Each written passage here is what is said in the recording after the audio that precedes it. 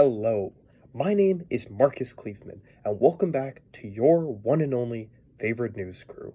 Today, I have a very special guest, one that has done something that many would find unfathomable. I am very honored to welcome Waban Chacos. Thank you so much for having me here today. My experience of traveling back in time to the 2010s of Alberta taught me so much about the colonizer concept and the rejection of Wakatoan. Well, I would first off just like to say that your ideas of Wakatoan has touched the lives of many. What main idea about Wakatoan would you personally like to bring up to all the people that are currently watching at home? Well, I think one main thing I would like to explain to the people watching at home is the idea that the Cree people in my family have been able to reestablish the idea of Wakatoan and expanded kinship back into our lives through decolonization, which is something that did not exist during the 2010s period. That's a really interesting point that you bring up. Would you be able to elaborate on the idea of expanded kinship not really existing during that previous time period that you traveled back to? Of course, I would love to. When I traveled back in time to Edmonton during December 2012, one of the very first things that happened to me was I was called a racial slur. Oh my god, that's horrible.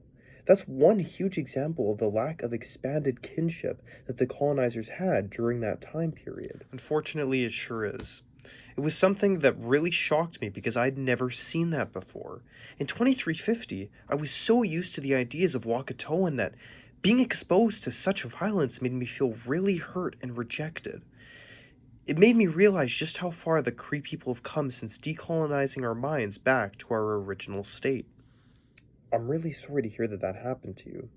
So basically, because they were calling you racial slurs, and it was an example of how Wakatoan did not exist during that time period, and due to the fact that it's something that does not exist in Kataskanau 2350, it shows how far the Cree people have come in being able to reinstate Wakatoan back into their lives. You got it. Okay, great. Is there anything else that you've experienced that showed a massive difference between Edmonton 2012 and Kataskanau 2350? Yes, there was actually another event that happened to me.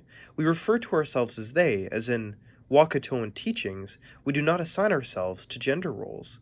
We are who we are, and we accept everyone no matter what. I had someone I met be confused when I referred to my dog as they instead referred to them as a he. It was a very foreign idea that I wasn't very used to. Wow. That must have came as a huge shock to you, as a person that's been taught expanded kinship in Kataskanau 2350 throughout their entire life. It sure was. It was another event that made me realize just how colonized the Cree people were back then. Their ideas were so colonized that they were confused by the idea of calling someone they. I felt really hurt and traumatized seeing how colonized our Cree family was during this time, as they were so disconnected from Cree values such as Wakatoan and expanded kinship. That's really true. That must have been a really, really hard experience for you. What's one thing that you normally have in Kataskanau 2350 that was missing in Edmonton 2012, or really any time during the 3 years you were there? I think for me, one huge thing that was missing was our shared support for someone with trauma. Through the teachings of Wakatoan, we help everyone who is experiencing trauma through making it our priority to help them. In Edmonton, over 300 years ago, this idea simply just did not exist for them. It shows how Wakatoan did not exist for the people living during that time and just how far we've come. That's a really, really interesting point that you bring up.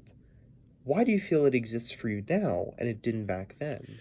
You see, I feel like our Cree people were very traumatized from the impacts of colonization and lost connection with so many important ideas of Cree people.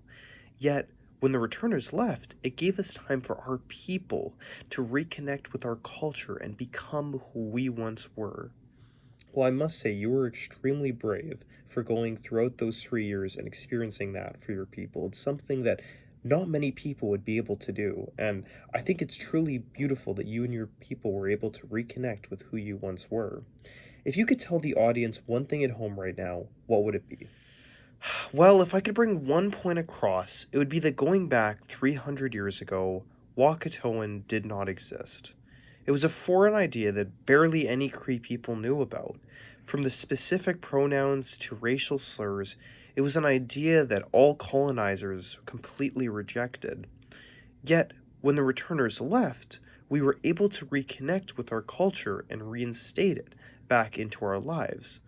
Like I mentioned before, a huge example of this was how we handled trauma with one another. And it's in my own personal belief that we were able to reinstate this through decolonizing ourselves, which once again happened through the colonizers leaving us. That is truly a beautiful story. Thank you so much for your time here today and for sharing your amazing story. Thank you so much for having me today. For those of you still watching, stay tuned to next week's episode where I interview Chris Washington.